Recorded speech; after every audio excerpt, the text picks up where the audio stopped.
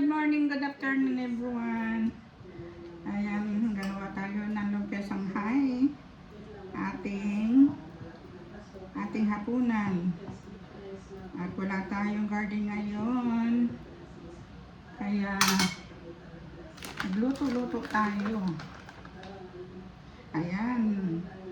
May topping with cheese. Pero may halo na ito kanina. Nung tinitimplahan ko. Pero nilagyan ko pa rin sa top para pagkagat mo medyo makunat-kunot.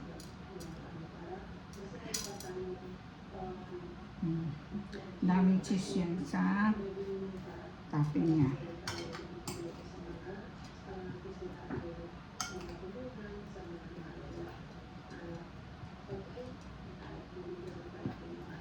Okay, yan.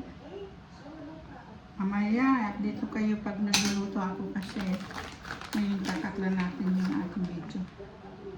Pagka after ng ilang minuto.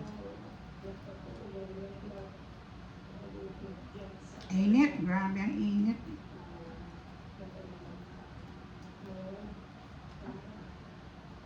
Sobrang init sa labas. Kapag ikaw mahika, naku, di ba? Kaya mostly dito mga tao, hindi na lumalabas. Pagpasok galing sa trabaho, pagpasok galing sa labas, sarado ng pintuan, pero nakabukas yung pintuan ko kasi para sumingaw naman ang init. Pero minsan, naka-still na bukas ang aircon, kaya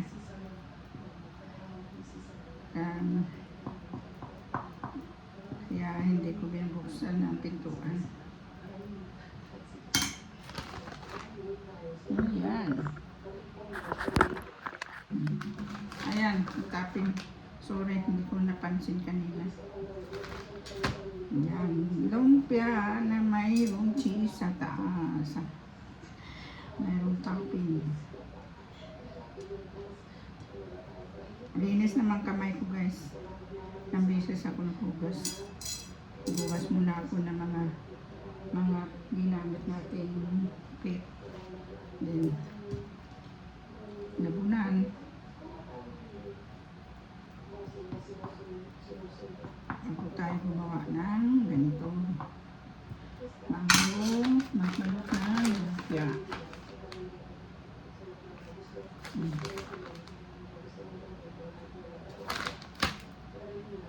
Sarap nito. Daming cheese. Yan, ganyan lang.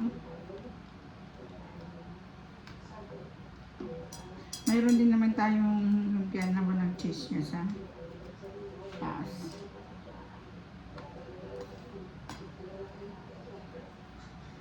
Naku, kukulangin yata tayo sa copper. Medyo marami-rami pa ito. Medyo laki-lakihan ko na lang. Parang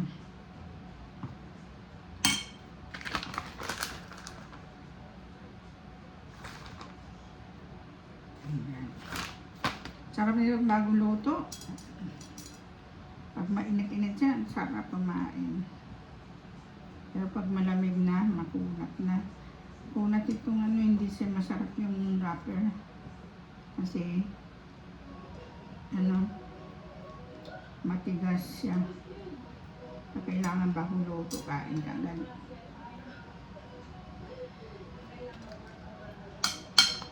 Tamang-tama lang. Tamang-tama lang yung wrapper. Tamang-tama lang sa ginawa nating lumpia.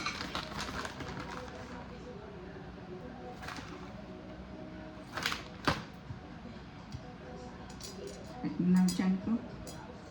Gutom na.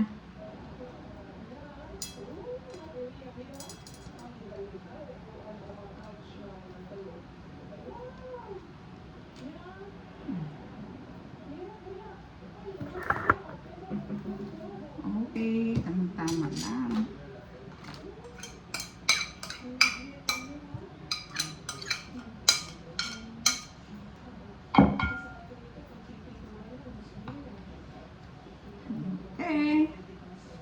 Tamang-tama lang siya, guys.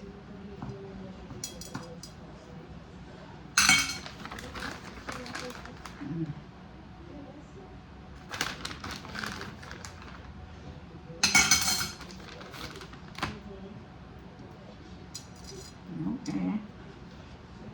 Laki ah.